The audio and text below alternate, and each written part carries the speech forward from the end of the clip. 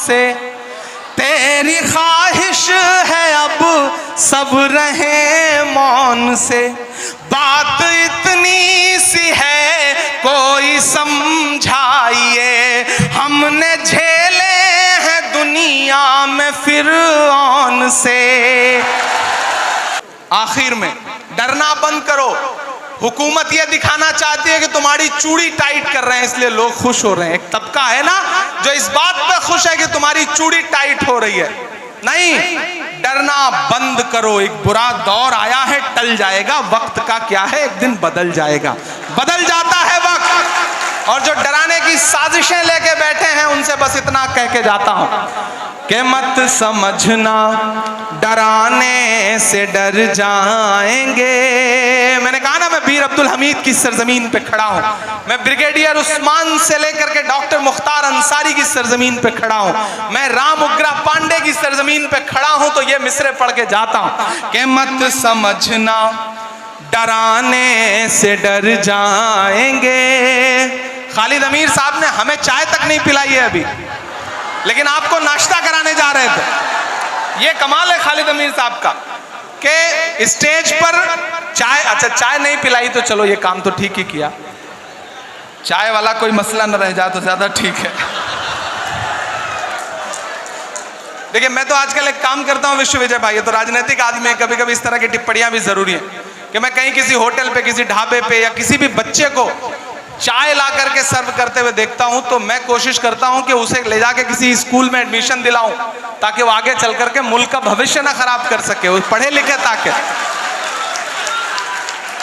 कि मत समझना डराने से डर जाएंगे।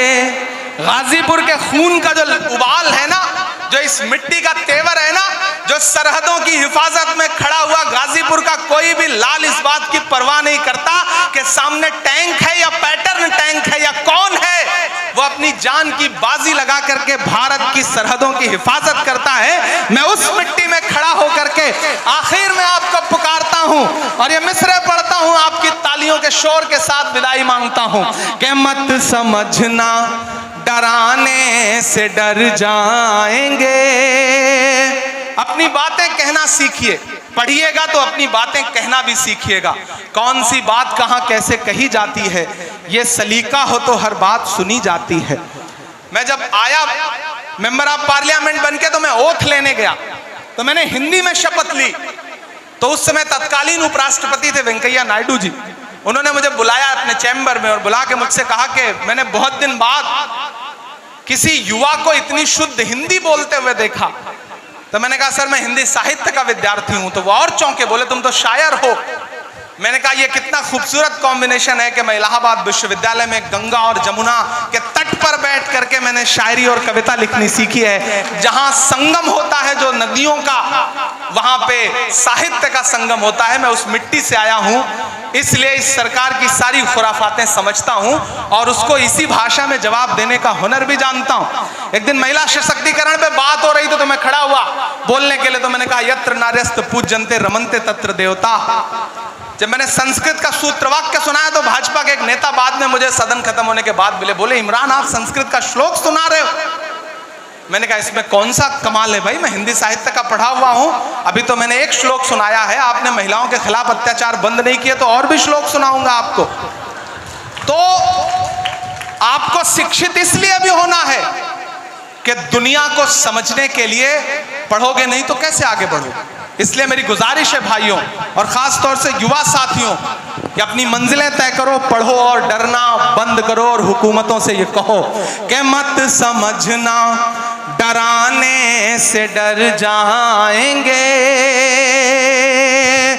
मत समझना डराने से डर जाएंगे, अब के सारी हदों से गुजर जाएंगे।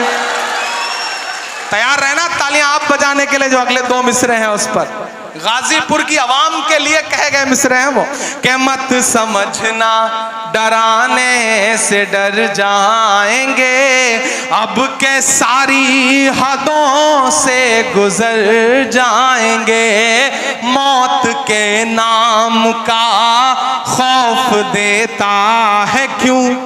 तैयार रहिएगा कि मौत के नाम का खौफ देता है क्यों, मौत जिस रोज आएगी मर जाएंगे, मत समझना डराने से डर जाएंगे, अब के सारी हदों से गुजर जाएंगे, कि हमने ज़मज़म दिया आबे गंगा दिया, हमने ज़मज़म दिया आबे गंगा दिया, तुमने भारत को दंगा ही दंगा दिया। और अगले जो दो मिसरे हैं जिन्होंने अब तक हाथ नहीं खोले होंगे उन्हें भी कसम देता हूं, अगर तालियां रोक पाइएगा तो रोकिएगा, कि हमने ज़मज़म दिया आबे गंगा दिया, तुमने भारत को दंगा ही दंगा दिया, तुमने एक रंग के ख्वाब देखे मगर, तुमने एक रंग के ख्वाब देखे मगर, हमने हिंदुस्तान को तिरंगा दिया।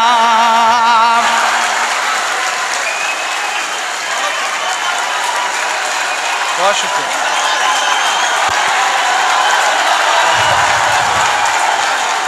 बहुत शुक्रिया। हमने ज़मज़म दिया आबे गंगा दिया। जब जब मुझे लगता है कि आप थक गए हैं तब तब आप मुझे गलत साबित कर देते हैं कि हमने ज़मज़म दिया आबे गंगा दिया, तुमने भारत को दंगा ही दंगा दिया, तुमने एक रंग के ख्वाब देखे मगर, हमने हिंदुस्तान को तिरंगा दिया। ये तिरंगा बदन पर लपेटे हुए, ये तिरंगा, कल मैं याद रह जाऊं तो इन मिसरों से आपको याद रह जाऊं कि ये तिरंगा बदन पर लपेटे हुए, एक दिन इस ज़मीन में उतर जाएंगे, मत समझना डराने से डर जाएंगे, अब के सारी हदों से गुजर जाएंगे। ये तिरंगा बदन पर लपेटे हुए, एक दिन इस जमीन में उतर जाएंगे। और ये मिसरा सुनिएगा कि ख्वाब तू देखने लग गया कौन से, तेरी ख्वाहिश है अब सब रहे मौन से, बात इतनी सी है कोई समझाइए, हमने झेले हैं दुनिया में फिरौन से, कि ना इधर जाएंगे ना उधर जाएंगे, ना इधर जाएंगे ना उधर जाएंगे, बन के खुशबू फजा में बिखर जाएंगे, मत समझना डराने से डर जाएंगे, अब के सारी हदों से गुजर जाएंगे। और आखिरी बंद पढ़ता हूं इस नज्म का कि आंख मूंदे कहां तक गुजरता चलूं, ये तो मुमकिन नहीं है कि डरता चलूं, आंख मूंदे कहां तक, आंख मूंदे कहां तक गुजरता चलूं, ये तो मुमकिन नहीं है कि डरता चलूं, मैं क्या शायर भी हूँ और मुअर्रिख भी हूँ, मैं के शायर भी हूँ और मुअर्रिख भी हूँ, जुल्म जितने भी हों दर्ज करता चलूं, आंसुओं की गवाही से लिखता रहूं, खून दिल की सियाही से लिखता रहूं, आंसुओं की गवाही से लिखता रहूं, खून दिल की सियाही से लिखता रहूं। हमने जो कह दिया कह दिया कह दिया, अब ये मुमकिन नहीं कि मुकर जाएंगे, मत समझना डराने से डर जाएंगे, अब के सारी हदों से गुजर जाएंगे। वारिस हसन साहब, खालिद अमीर साहब और पूरी इंतजामिया कमेटी और ख़ास तौर से इस कॉलेज के जो टीचर्स हैं, मैं सबका नाम नहीं जानता, लेकिन मैं उनको खुसूसी तौर पर मुबारकबाद देता हूँ। मैं जानता हूँ कि एक इवेंट करना कितना मुश्किल काम होता है, और इस तरह से जिसमें सियासत के भी रंग हो, अदब के भी रंग हो और कल्चरल प्रोग्राम भी हो, उसे संजोना बहुत मुश्किल काम होता है। लेकिन खालिद अमीर साहब का मुबारकबाद के ये मुझे बुला के नहीं लाए, ये मुझे पकड़ के लाए। मतलब मैं ये जुमला इस्तेमाल कर रहा हूँ, एक होता है पकड़ के बुलाना।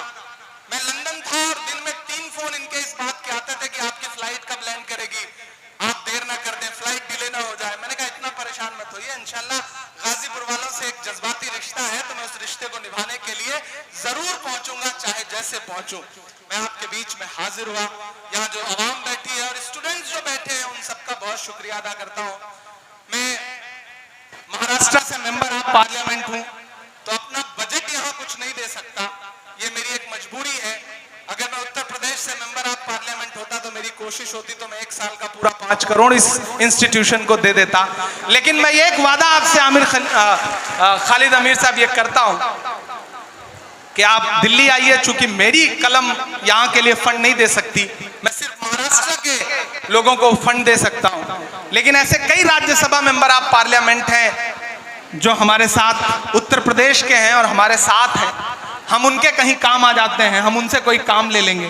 तो आप आइए, जिस तरह से एक हॉल यहाँ पे आपने बनाया है गर्ल्स ब्लॉक के लिए, बच्चियों की तालीम के लिए, और भी कुछ आप करना चाहते हैं तो मुझे बताइए। मैं खुद भले ना दे पाऊँ, लेकिन फ़कीर सबके लिए इंतज़ाम रखते हैं। मैं इस कॉलेज के लिए कुछ ना कुछ ज़रूर दिलवाऊँगा, ये आपसे वादा कर रहा हूँ। एक ऐसा फंड, एक ऐसी रकम जिससे यहाँ पे कोई हॉल बन सके, कोई लाइब्रेरी बन सके, मैं अपनी तरफ से ये वादा कर रहा हूँ। और दुआ करिए, जैसा उमैर साहब कह रहे थे, आने वाला वक्त ऐसा हो कि मुल्क के सियासी हालात करवट लेगी, तो आपकी दुआ रही तो आपका ये भाई इस पोजीशन में भी होगा कि इस कॉलेज को कुछ बहुत बड़ा दे सके। और ऐसा होगा, ज़रूर होगा, ये मुझे पूरा यकीन है। और उस दिन MH इंटर कॉलेज में आके मैंने जो वादा किया, यहाँ खड़े होकर के जो आपसे गुफ्तगू की है, उसके लिए आप आइएगा और मुझे याद दिलाइएगा, मैं इंशाल्लाह खड़ा मिलूंगा। और आप सब साथियों से गुजारिश है, अपने बच्चों को पढ़ाइए। अगर आपके बच्चे का पढ़ने में मन नहीं है तो अपने आसपास के किसी बच्चे को पढ़ाइए, क्योंकि शायद वो पढ़ना चाहता हो और उसके पास पढ़ने के रिसोर्सेज ना हो। बेसिक स्कूल बनाइए, यूनिवर्सिटियां बहुत हैं, बेसिक स्कूल की जरूरत है। बेसिक स्कूल में बच्चों को भेजना शुरू करिए। और इमरान प्रतापगढ़ी आपकी दुआओं की वजह से देश की पार्लियामेंट का हिस्सा है। मुझे याद है कि 2019 में जब राहुल गांधी जी ने मुझे बुलाया तो उन्होंने 3-4 मुलाकातों के बाद मुझे लगा कि ये आदमी वो आदमी है जिसके साथ इस देश की सियासत में सामाजिक न्याय की लड़ाई लड़ी जा सकती है। मैं राहुल गांधी जी के कदम से कदम मिला करके पूरे हिंदुस्तान में चल रहा हूं, लड़ रहा हूं। तो मैं आपसे ये गुजारिश करूंगा कि जो भरोसा आपने जता रखा है उस भरोसे को मजबूत रखिएगा। और बदन में जो भी लहू है तेरी अमानत है, जहां जहां हो जरूरत वसूल कर लेना। मैं इमरान प्रतापगढ़ी हूं तो आपकी दुआओं के सदके में हूं, वरना मुझ में ऐसा कुछ नहीं था कि मैं वहां जाकर के आपकी खिदमत कर पाता। आपकी दुआओं ने बड़ा बनाया है। एक बार फिर से आप सभी साथियों का बहुत सारा शुक्रिया। इंशाल्लाह ये इंस्टीट्यूशन, ये कॉलेज जब भी मुझे आवाज देगा, मैं सब कुछ छोड़ करके यहाँ आऊंगा, ये मेरा आप सबसे वादा है।